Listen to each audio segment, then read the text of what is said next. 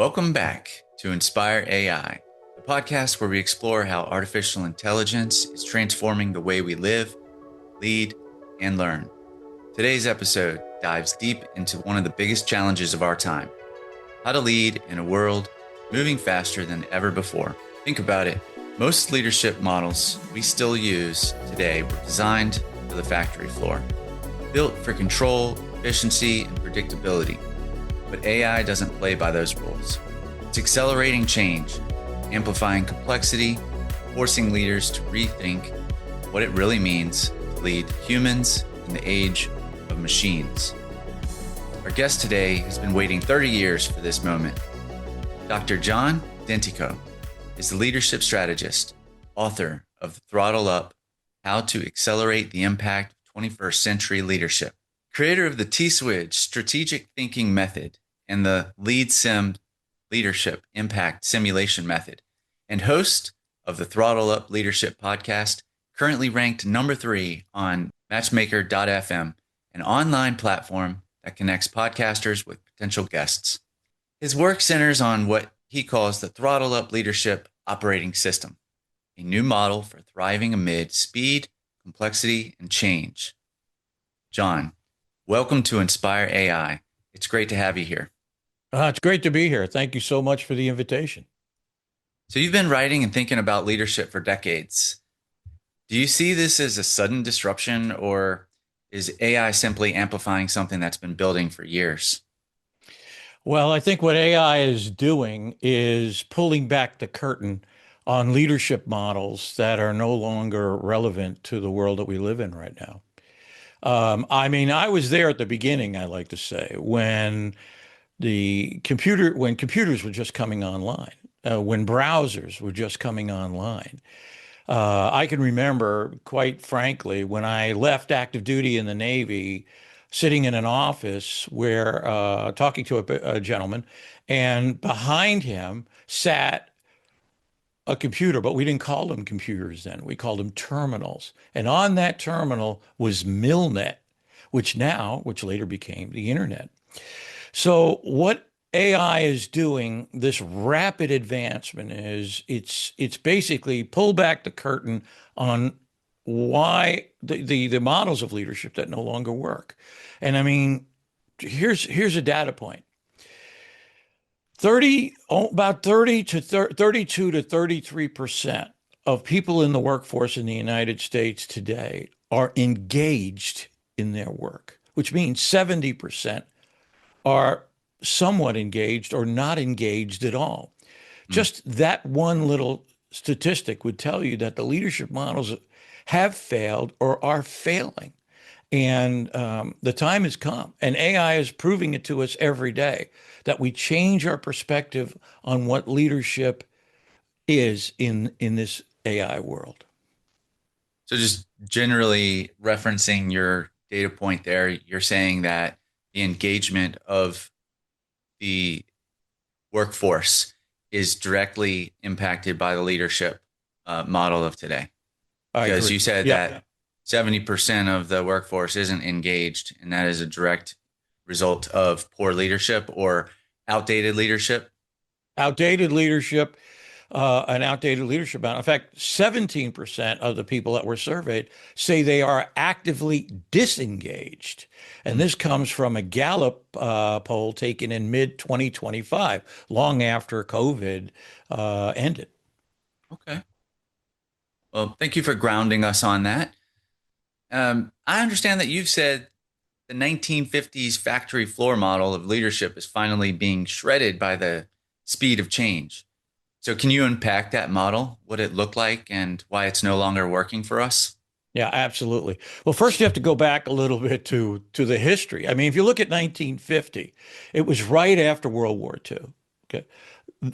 Every country had been devastated by the war. We flooded the Ruhr River Valley. German industry was completely done. We had dropped 2 nuclear weapons on Japan. So anything we made, when we shifted from a wartime footing to a peacetime footing. And we stopped making combat aircraft and ships and started making refrigerators, trucks, and washing machines. Uh, uh, Anything we sold, anything we made, we sold. The world just bought it. Anything we made, we sold because there was such a desperate hunger for anything. And that's when the leadership models grew up. That's where they started in the 50s, and they've continued on today. And the difference, quite frankly, is this. In the traditional leadership models, leadership is attributed to one person, the leader.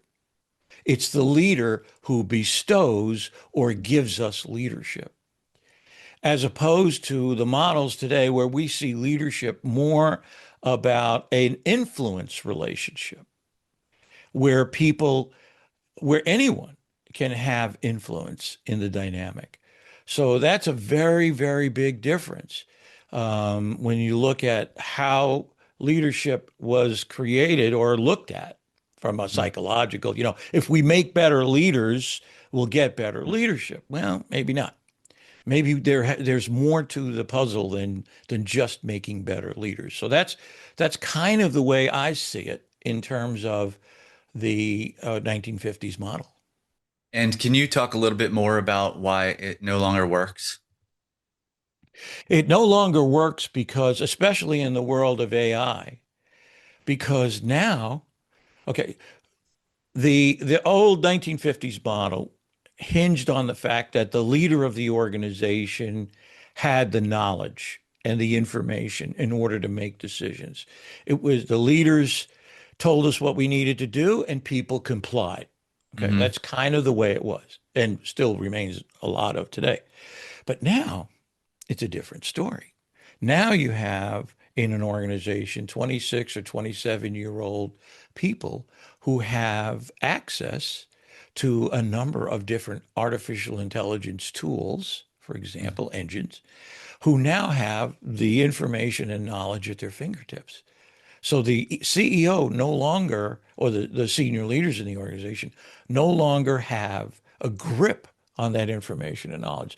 So the question becomes, and again, if we move to this idea of leadership as an influence relationship, which is what I believe in, and anybody can have influence, then the question is, how do you use those resources at your disposal, the people with all this tremendous capability at hand, in order to move your organization forward to help solve the problems or, in a sense, look into the future?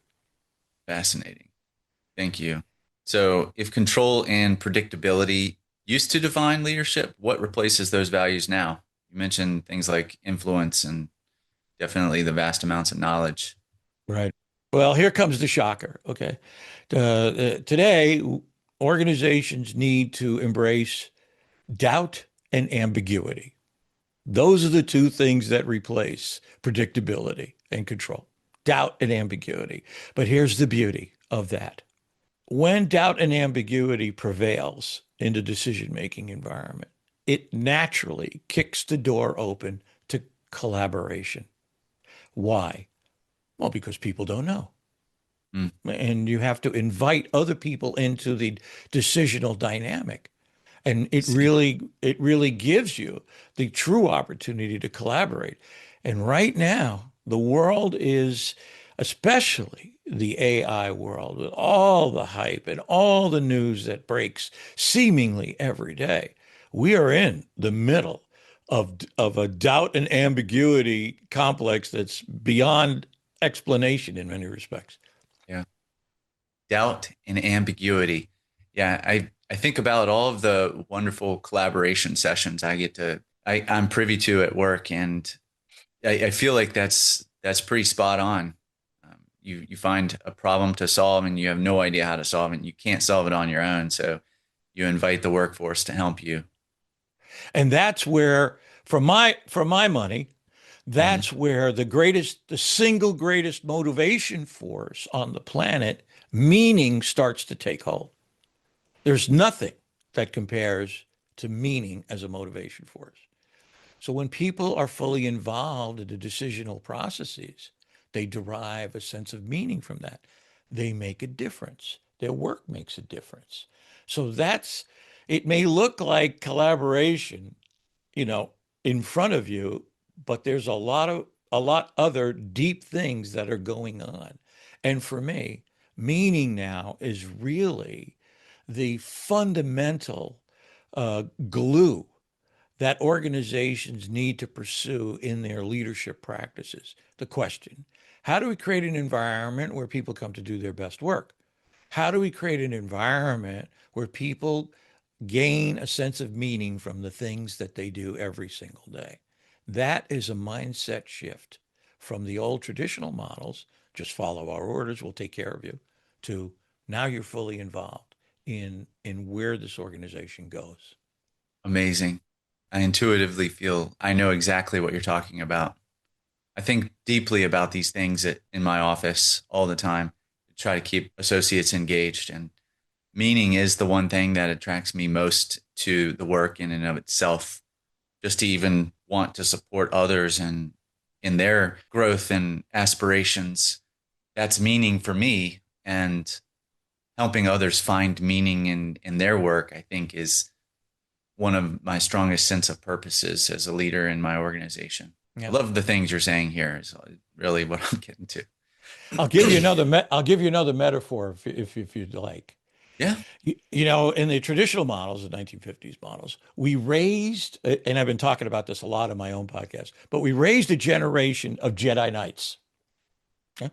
We raised a generation of Jedi Knights with the expressed idea of them, of the CEOs, the senior leaders, brandishing their light swords, if you will, and driving away and vanquishing the problems and issues of the organization.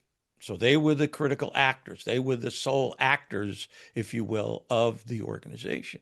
But when you create meaning, part of creating meaning is for CEOs now to see themselves more like Yoda, the Uh, teacher, the facilitator, the person who brings people together and says, how can we go together to solve these problems? Okay. The leadership model I started developing over 30 years ago has one basic intrinsic foundation, and that is contribution. Contribution is the bottom line of my leadership model. Here's a problem, here's an issue, who has an idea? Who can help us? Who can take us down the road? Well, let's just put it all on the table and see where it takes us. So that to me, again, is this shift in mindset from leadership by one person to leadership scaled in the ability of a group, now AI augmented, to help push the organization or bring the organization forward.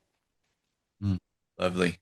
I think we're getting into it, but I want to talk more about the system, the Throttle Up Leadership Operating System. What exactly is Throttle Up Operating System and what inspired you to create it? Well, we've already touched on some of those things. I mean, I was part of a group, again, 30 years ago, over 30 years ago now, that saw the distribution of information and knowledge into the hands of the masses. Right? That's what we saw. That's what is happening. And some of us looked at it and said, you know, if this thing continues to go like it's going, the whole impetus behind leadership is going to change because now you have knowledge and information in the hands of many people. So my work in leadership has always been focused on that idea. Eventually, and I guess today is the day, or the leadership perspective has to change. It has to change because knowledge and information will be in the hands of people. Okay, so I see leadership as a system, a process. Leadership is a process. It's not something relegated to one individual. Okay. I make a differentiation. Let me just back up just for a second. 95% of all the leadership training that goes on today is all about, is called I call it the human development side of the leadership equation. So what we try to do is we're looking to impart into people certain ideas and thoughts. We're looking for great leaders and traits. Okay. What are their traits? Do they have the right amount of charisma? Do they have all these different kinds of things? Okay. Because again, leadership resides in that one individual, the leader, which by the way is not scalable. Okay. One person is not scalable. So, so that is the human development side of leadership. Okay. And that's where most, even today, I mean, I've interviewed over 100 people on my podcast, and the same themes keep coming out. It's all about this one. It's all about leadership as a human development thing. Okay. I make a differentiation. I don't call that leadership development. I call it leader development. It's Mm-hmm. leader development. Okay. And that's okay. It's all right. Yeah. But what we forget is the conversion factor. Okay. So what does that mean? Well, that means that can that person who we've put so much leader training into convert that knowledge into action? Can they do something with that knowledge? Okay. It's like a golfer. Okay. We can send them all the books and videos of how to play golf, but can they drive the ball down the middle of the fairway 320 yards? Well, that's the conversion factor. So the question is, can they do leadership? So the differentiation is while I say this is leader development, for me, leadership is practice and action. Okay? That's the shippy part of leadership, is putting leadership into action. Okay. So the Throttle Up OS is based on creating an environment and creating a way that leadership as a process, as a system, can be put into an organization and help that organization thrive. There are four basic pillars, and I'll just explain what the pillars are to Throttle Up OS. First, mission. You have to have a mission, a clearly defined mission, a one sentence mission. I mean, last year I was working with a company that had a mission statement that was a page long. And I worked with them. I did a strategic thinking session with them. It was 1 page long. We got it down to like 9 words. I had it down to about 15 or 18 words. And during the session, at the end of the session, the people from the company said, let's work on the mission statement. I said, okay, so now it's down to about 7 or 8 words. Very clear, very succinct, beautiful, crystal clear. You have to have a mission. The second piece is strategy. Okay, now you have this mission. What is the strategy to carry out the mission? Too often, and that is based on strategic thinking, not strategic planning. Because normally what happens is people go from a mission to strategic planning. They go to the plans and they skip the thinking part of it. And there is a difference between strategic thinking and strategic planning. And quickly, it's this. Strategic planning looks to find answers to questions normally given to us by the senior leaders in the organization. Strategic thinking is all about asking the right questions, making sure you're asking the right questions. The halls of business are lined with the empty carcasses of organizations and businesses who never ask themselves the right questions. They didn't even want to know what the right questions are. They just went right to the plans and the tactics, and they just kept doing and doing, doing. So that's the second. That's a vital piece. From that, you can take what you get out of a strategic thinking session, and then you go to strategic planning. Then there comes the plans. Okay, this is what we said we needed to do. This is one of the issues we have to deal with. Okay, here, let's give it to the strategic planners. Let's figure out now how we're going to solve this problem, where we're going to spend money. How are we going to spend money? Where we're going to spend it in order to deal with this real problem that we see is facing us. And then the third part, and the fourth part, excuse me, is execution. Okay, so now here's the money. What are we going to do? Do we institute a training program? Okay. Do we institute a cross-functional team training program? Do we buy new technology? Okay. What does that technology got to look like? So those are the foundational pieces of the Throttle Up OS. And again, it's based on leadership as an influence relationship. Leadership's a system. We put the system into place, and if we do it right, the system will help the organization take care of itself. So that's kind of where my thinking is right now. Hmm. Such a well refined process. It sounds like it can be applied anywhere. And you've worked for decades on it, so I wouldn't imagine anything less. But it's very appealing to listen to you speak so succinctly about that operating system, and it just drew me in for. It could have been an hour. I don't know what it was, but I just felt so connected to everything you were saying. Yeah, and oftentimes what happens is people go from from mission statements to plans, Yeah. and they forget about the thinking. So what because here's the thing, and I'm all in favor. I'm here to protect CEOs of companies. I'm here to protect them. I'm here to take care of them. Okay, not to push them aside at all. But as we both know, the larger the organization grows, especially organizations still enraptured with the bureaucratic mindset, the bureaucratic organization, and that organization speaks to us. It talks to us through the organization chart, right? The Mhm. organization chart is the language of bureaucracy. So what happens many times is there are things buried many times by people inside the bureaucratic organization that they don't want to bring to the surface.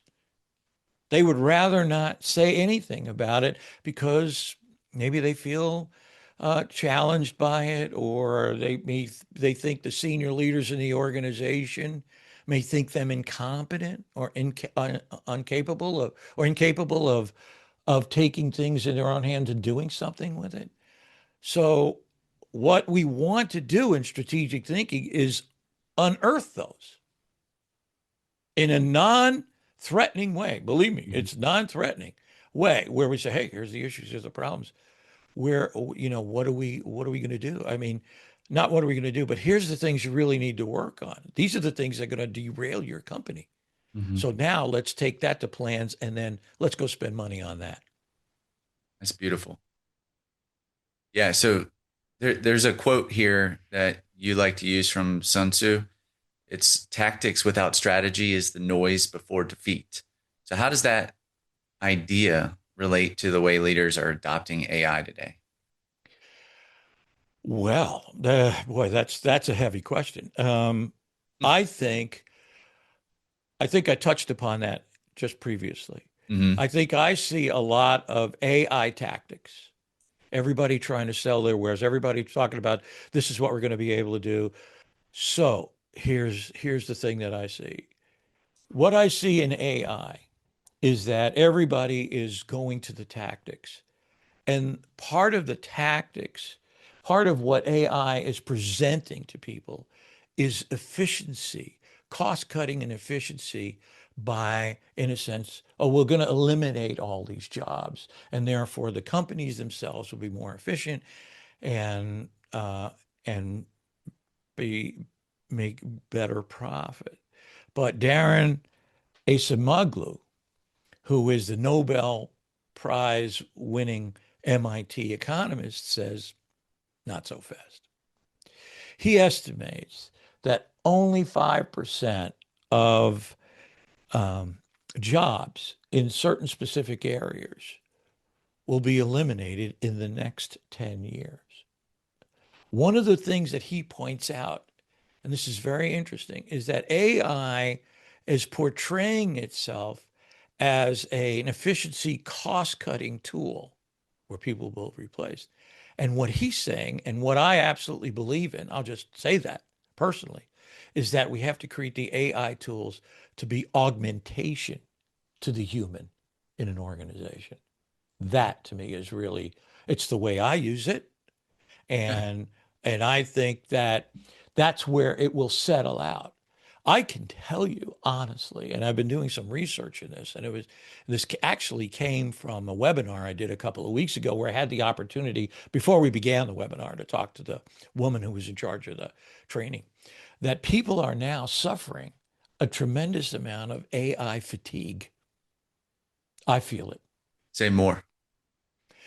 Well, we're so overwhelming people with the prospect of AI. We see ChatGPT, Sam Altman, and we see Darian Amadei from Perplexity, and Jensen Huang talking about all these amazing things that are going to happen with AI. The hype behind it Mhm. is unbelievable.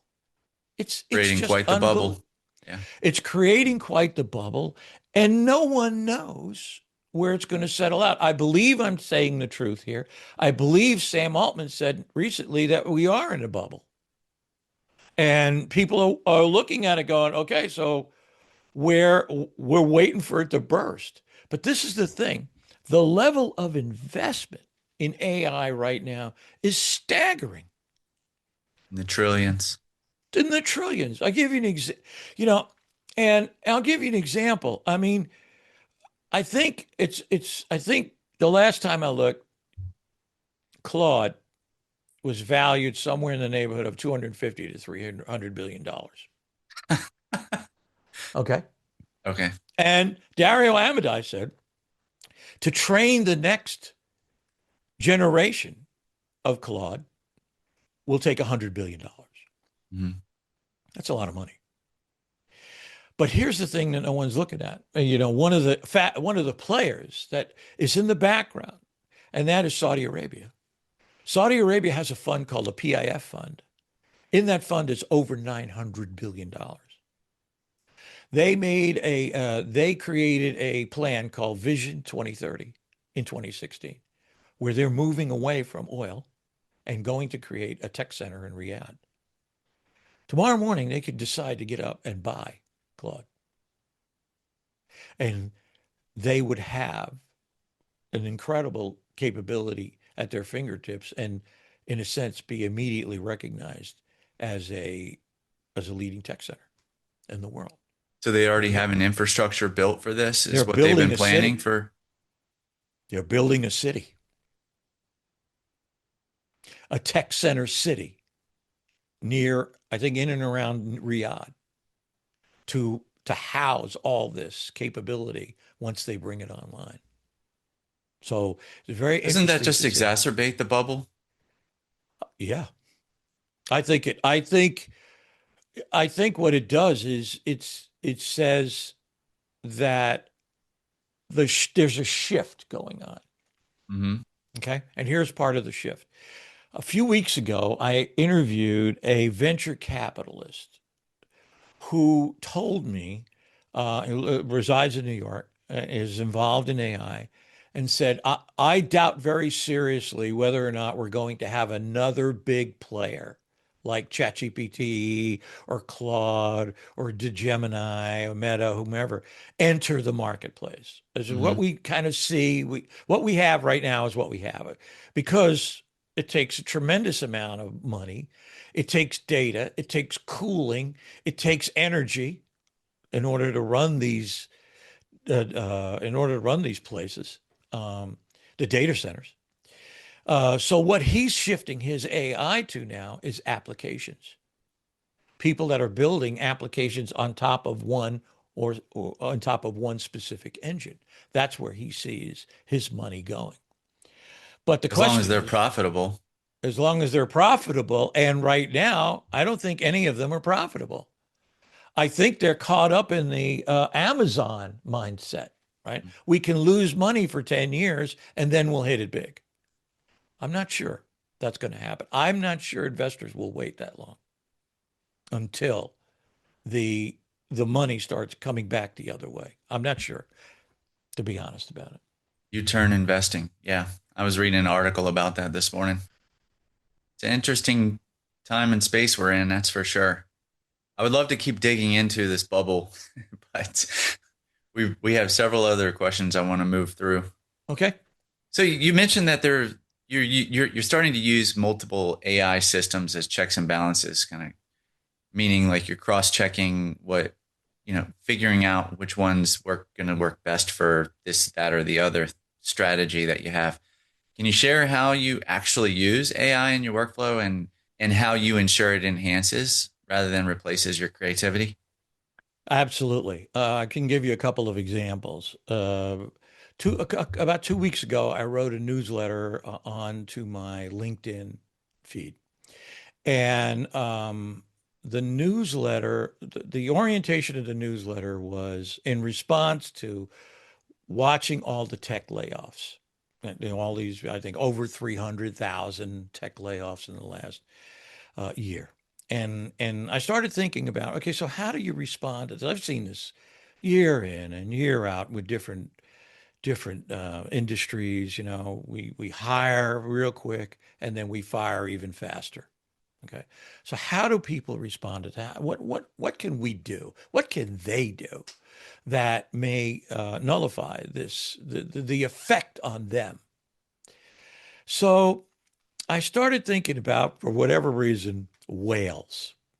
I started thinking about killer whales. I don't know how that thought came into my head, but it did. And how they act in a pod, right? They swim together, they work together, they fish together, they take care of each other. They're a pod. So I said, well, that's an interesting idea. Let me see what I can do with that. Now I had no other inclination whatsoever to, so I started feeding that idea into ChatGPT. And because I was looking for a way to help people respond to these layoffs. So I started feeding that into ChatGPT. I'll tell you exactly this is the way I did it.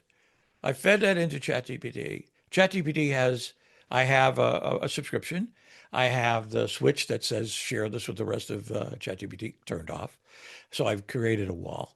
And it has my book. It has documents I've written. It has transcription files from a number of different podcasts I've done. So I've kind of got that organized in there. And I fed that into ChatGPT. So ChatGPT has a real good sense of my voice and what I stand for and what I do. And I fed just a basic idea. This is a response to that, to layoffs. I'm thinking of whale pods. Show me something. And he came back and it was good. I said, yeah, yeah, that makes sense. I did some editing. I said, okay, give me paragraph two. Normally, I work with ChatGPT, give me a paragraph, then give me another paragraph, give me another paragraph, and then give me another paragraph. And it was good. It wasn't really, it didn't hit the sweet spot of how I wanted to express it. So I took all the paragraphs. I think there were about 6 paragraphs for the newsletter. I recognized that I would have to break it in to 2 newsletters, which I did. And I fed the whole newsletter as ChatGPT had into Claude. I just took it and said, okay, I'm going to put it over here in Claude. I really like Claude. I really like the prosaic way Claude takes an idea and explains it in a wonderful way, a beautiful language. I give it the prompt, here's this is the voice I want to use. I want to be warm, humorous when I can't, where I can't be, professional, those kinds of things. And, and Claude came back with an absolutely beautifully done newsletter for both sides, first side. Now I had to go in, people who think you just put it into Claude or put it in AI and walk away are out of their mind. It took several hours of editing, changing a few words here and there. I don't want to say it this way. I want to say it that way because that's much more my voice, those kinds of things. And Claude then gave me the output I used, the final output I used, which I then dumped into the AI features of Grammarly and went through, and there was some phrasing that Grammarly didn't like, and I made those changes. But sometimes I'll say, no, I want to keep that. I like that because that's the way I would say it if I was standing in front of a few people. And that's how I wrote that 2-part newsletter using different systems. I'll mention this other thing. In this webinar that I did, I created 2 Pixar type avatars. I call one Rev for, the throttle up, rev up. I thought that was pretty cool. Mm-hmm. Rev and the other one, a woman named Lexi, all around the upper 30s, kind of a look, but they're Pixar characters. I used Rev to introduce the overall concept of the webinar, and I use Lexi to close out the webinar doing the summation. And I'm doing the actual webinar. I'm on screen with the people. I use two systems to do that. I use HeyGen. I have a Hmm. subscription to HeyGen, and I use Runway ML. Runway ML has an amazing capability. It's not there yet because the best it can do for you is about an 8-second video.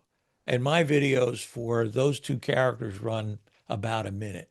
Hmm. But eventually, I believe Runway ML will get to a minute. And then it's going to be unbelievable what you can do. Now, I'll mention this point because I think it's important. I have a colleague named Chuck. Chuck's a wonderful speaker. He's an internationally known speaker. Several weeks ago, I was in Chuck's studio in North Carolina. He's just merged with another company. You see the studio, it's unbelievable. They must have anywhere between a $500,000 to $1 million worth of equipment in it. They have a teleprompter that's the size of a 32-inch screen. It's unbelievable. And Chuck and several cameras located in different positions. Chuck made a perfect avatar of himself. Perfect. You cannot tell the difference With if Hey you're look. Jen. I forget what system he used. I think HeyGen was part of it. I think he used what's the other one called? I think of it. It's the wording. 11 Labs. 11 Labs. Thank you. He used 11 Labs and other tools that he has at his disposal, along with the people that he's now working with. It was perfect. Yeah. And Chuck's goal is to put content out like that. Here's Chuck doing this thing. I made the conscious decision not to do that. I made a conscious decision. I could probably gin up, if you will, an avatar of me, but I want to do that. And I don't want to do it for this one reason. I absolutely believe people want to connect with other people. Yeah. I absolutely believe that. I want people to know when they see me on a screen, it's me. I'm You're not an getting avatar. the real It's deal. me. Yep. I'm the real deal. Here it is. Good or bad, here it is. Now I can use the avatars as sort of a fun way Yeah. or a way to shift energy, if you will, in a presentation to help me make points about certain things where I can put them in and, make a little fun of myself using the avatars, if you will, that kind of a thing. So that's kind of the way I see it in answer to your question. Very cool. If people wanted to take a look at Rev and Lexi, where could they find them? Well, right now they're not anywhere. Okay. They're on the webinar, but I would if people want a demonstration, they can send me an email at Cool. john@throttleupleadership.com, and I would be glad to stage a demonstration for them and show them how I did it. Yeah, that sounds like a lot of fun, honestly. A really practical use of the technology. I've definitely thought about Chuck's approach with creating my own avatar and loading it up with content and basically doing all the podcasting for me, and it didn't feel right. I'm not there yet. So I definitely believe wholeheartedly that content creators now and in the future are going to find their value driven from who they are and their own personal voice and their own connection that they make with their audience. And I don't believe that's going to change just because it's easier to do it with generative tools. Right. One of the women I follow on YouTube is a woman by the name of Julia McCoy. Julia McCoy is an AI entrepreneur. Heads a group called First Movers, does training, and she has an avatar of herself that she calls Dr. Julia McCoy. It's brilliant, absolutely brilliant. Mhm. But first of all, she introduces herself. The avatar introduces herself as Julia McCoy's avatar. So she's very upfront with that, which is I Hmm. like a lot. But the other thing is Julia's been through, and I don't know the particulars of it, but Julia's been through some real health crises over the course of the last several months. My heart goes out to her, really. Yeah. And I can understand why she would use the avatar. Yeah. I have no problem with it at all because she's feeding the scripts. The avatar is doing what it needs to do to present her perspective every week or every couple of days on the changes in AI. And, I'm good with that. I will also mention this. I'm getting ready to write a handbook, and which is going to be a summation of probably 15 podcasts that I've conducted in different areas, like HR, like leadership in AI, Hmm. those kinds of things. And there'll be a summation, if you will, of those 15 podcasts. And right now, I'm up to number 140. But so I got a lot of content. And I am going to put in the beginning of the handbook what I call a statement of transparency. And that will be, this is how I used AI. This is what AI did. This is what I did.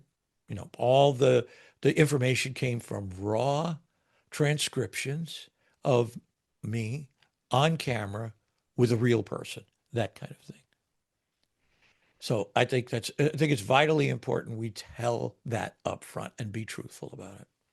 Yeah, definitely. So let's look ahead a bit, maybe 10 years, when AI potentially is fully integrated into most organizations. What do you think the role of the human leader looks like? What a wonderful question. I've been thinking about this, and I'll explain it this way in terms of variables and constants. Okay. So let's go back to the dawn of the computer age for an example.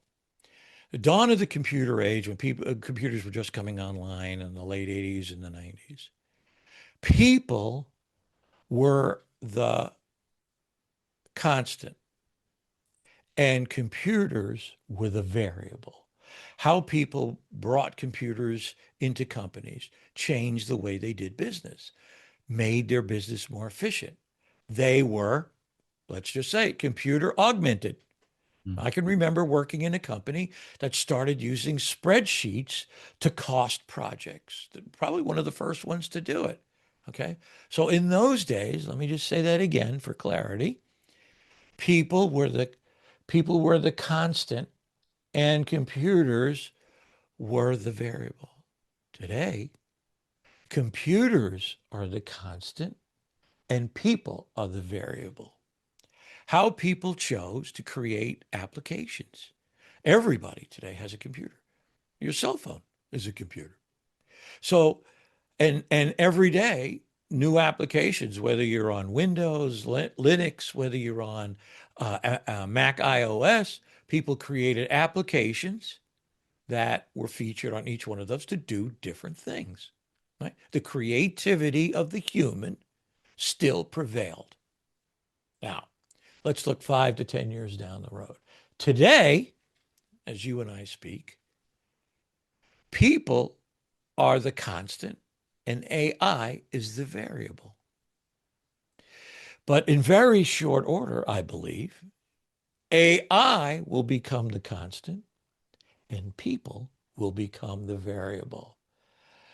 What this says to me is the creativity of people will prevail again,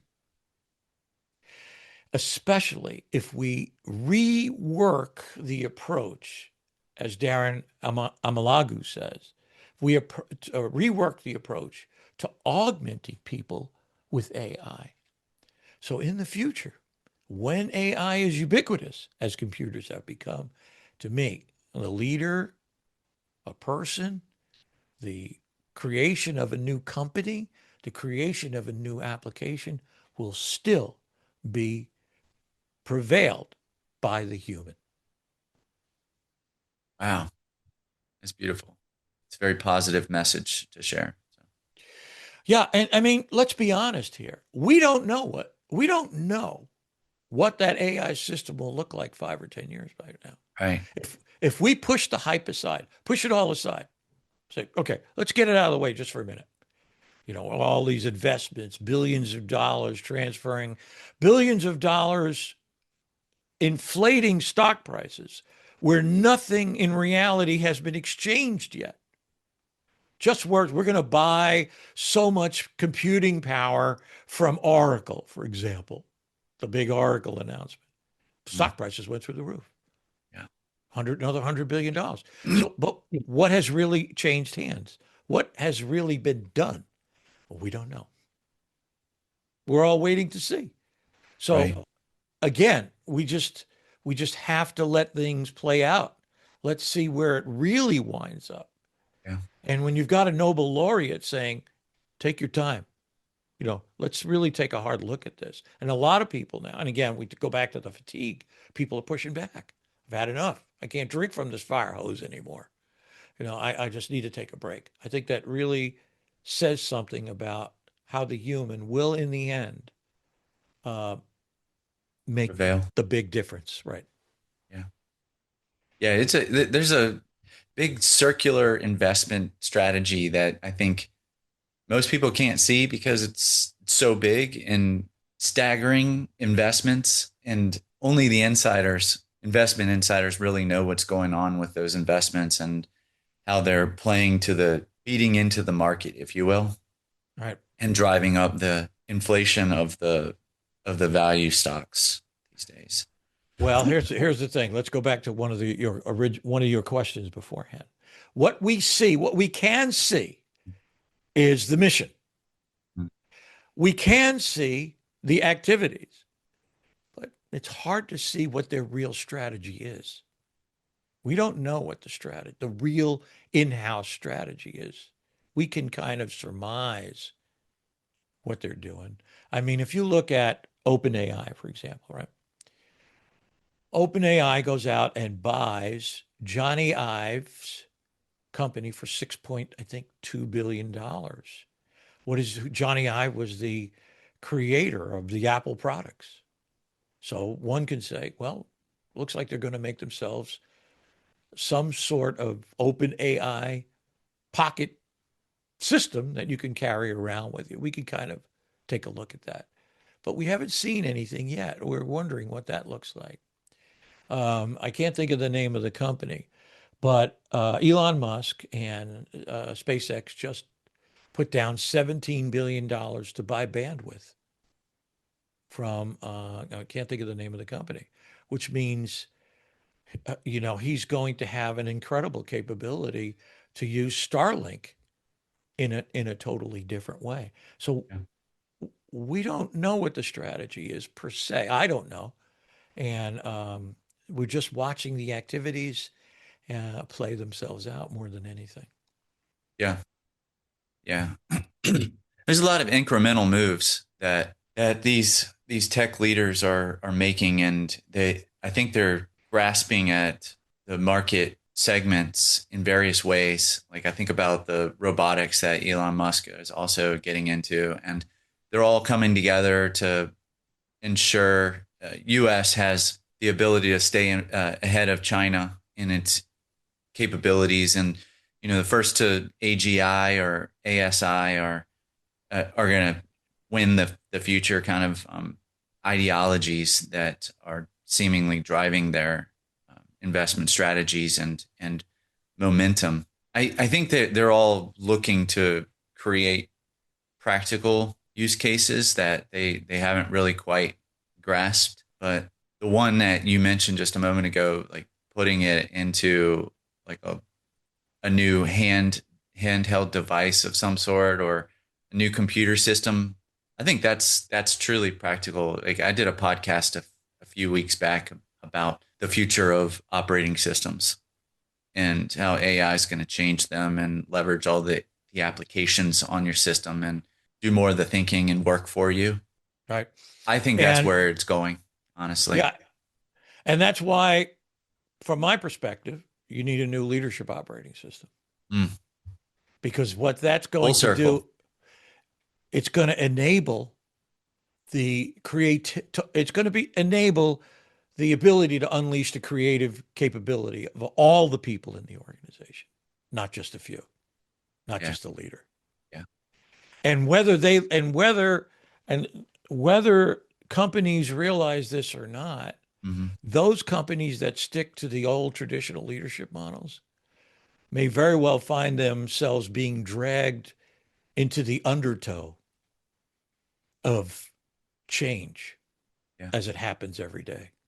Yeah. They Well, just it's not can't keep up with scalable. it. Like you That's said, right. it's not scalable, and we need to find scalable systems in order to get through the adoption rate of the change and adapt our systems and processes around these new capabilities. Otherwise, we're definitely going to fall behind Right. as organizations and leaders. Right. Because you can, when you see leadership as a system, when you see leadership as a group of AI augmented people working together, that's scalable. Yeah. You can scale that up because now everybody has influence. Everybody can be part of the movement forward. But if you have a leader, uh, you're bound by what that leader uh, is capable of doing or allows the organization to do. Yeah. Great. Well, I know we're coming up on time, so yeah. So, John, it's been a great discussion so far. I just have one more question for you. If you could redesign leadership education for the 21st century, what would you start teaching tomorrow? Well, a couple of things. First of all, I would start to teach leadership as an influence relationship and as leadership as a system. I would get away from concentrating on the individual traits or characteristics of an individual. And that is why I created the lead sim simulation. Okay. I created the simulation as a learn by doing opportunity. Immerse people into a simulation experience where where they're given an issue or a problem. And this is something I've noticed. When you give people a problem or an issue and they have to work together on it, all the other stuff that separates people, that makes, that causes arguments dissipates. Because why? Now they're focused on something. They have to do something. And when you say to people, you have to do something now, you have to deal with this issue or problem. The things that we talk about every day, the human characteristics sort of get pushed to the side and people begin to work together collaboratively. So I believe that the best way to teach leadership is to put people into a simulation or in I like to call it crawl, walk, run sort of opportunity where they're given something, they learn how the process works, and then in fact they get a chance to actually do leadership under a realistic scenario.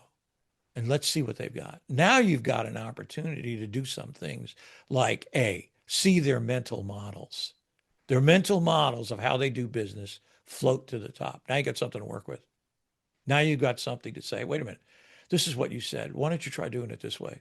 Or maybe you should ease off on this and try thinking more about asking questions rather than just trying to tell people what to do. Hmm. Let's see what that does. Okay. So that to me is really where I have seen changes occur. So to me, that's really important. Do I think we can continue with leader development training? Yeah, I think we can do that. Okay. But what I really want people to understand and get is this. I can't tell you how many times I've talked to people on my podcast about authenticity or about empathy. Good things, except when we talk about authenticity or about empathy, we talk about the leader having authenticity and empathy. And when that is the case, those are traits. What I want to see is when authenticity and empathy becomes imbued in the group, in the system, in the group. So it goes from being a trait to being a value. This is the value we hold true. We treat each other in an authentic way. We treat each other with empathy towards one another. Now, from a trait, it becomes a value. And here's the beauty of it. A, you can scale it. And B, when the leader leaves and a new leader shows up, that leader has to come into the system and be part of an ongoing system that Yeah. values authenticity and empathy. I Yeah. think that to me is really, really important. Mhm. Is and that's part of the scaling. Now we've got everybody working on the issues and the problems. Now we've got people, a group of people working on strategic thinking, looking at the problems and the issues that we might face. And then we're taking that and transferring that to the strategic planners, and they're figuring out how to spend money to go after that. And every day, and we kind of keep doing this system. And every day, maybe every 18 months, we do a strategic thinking. Right? Are we lying to ourselves here? What's the truth? How do we change? Those kinds of things. So for me, you have to add the practical side of it. You have to add the idea that leadership is what people do together. And the doing of leadership can best be taught in an immersive, simulated environment where it's safe to try new things, safe to play, so they can go out and say, I really understand now how this works. I really understand the mistakes I've made. I really understand that I need to make a mindset shift. So for me, that's kind of where I'm at in terms of leadership training. Yeah. No, it's absolute gold. And I really connected there on the creating an environment, developing a culture around the leadership skills. And it requires people to step into that and embody that. It's so much truth in the authenticity. When you recognize an authentic leader, it's noticeable. And there's something that is it's really special about an organization that allows that to happen. Yeah. Let me just say one final word on if I can. Yeah. The engine that runs every organization, the engine that the fuel, let me take that back. The fuel that runs every organization, the fuel that runs every relationship is trust. Mm. If you have no trust, you have nothing. You have no relationship. Now, when people talk about trust, here's the thing, one of the things they miss. When we talk about trust, we oftentimes talk about the ability of people to trust the leader, and that the leader has to trust the people. But oftentimes, what we miss is that the people have to trust one another, that it's a system of trust. Because if one or two of the people in a group, let's say a group of 15, don't trust one another, it drags the rest of the group down. It's Hmm. the old car battery analogy. Car battery is only as strong as the weakest cell. Yeah. So it's absolutely vital that mutual trust becomes the mantra of organizations. And when you have mutual trust, when you have strong mutual trust, then you can face ambiguity and doubt very boldly because you know that collaboration is a tool you can call upon, that authenticity inside your system of relationships in an organization, empathy for one another, is the value system that you use to create the collaboration to deal with the problems as they appear. That's beautiful. Thank you for the final note. And John, this has been such an inspiring conversation. Oh, thank you. I appreciate you sharing all your insights and energy with us this morning. And for everyone listening, you can find Dr. John Dentico's work in his book, Throttle Up: How to Accelerate the Impact of 21st Century Leadership. and on his Throttle Up Leadership podcast, which I know I look forward to listening to. And as we close, I'll leave you with John's challenge. Don't slow down to survive the AI era. Throttle up to lead it. Thanks again for tuning in to Inspire AI. This is Jason McGinty reminding you to stay curious, stay bold, and keep leading with meaning.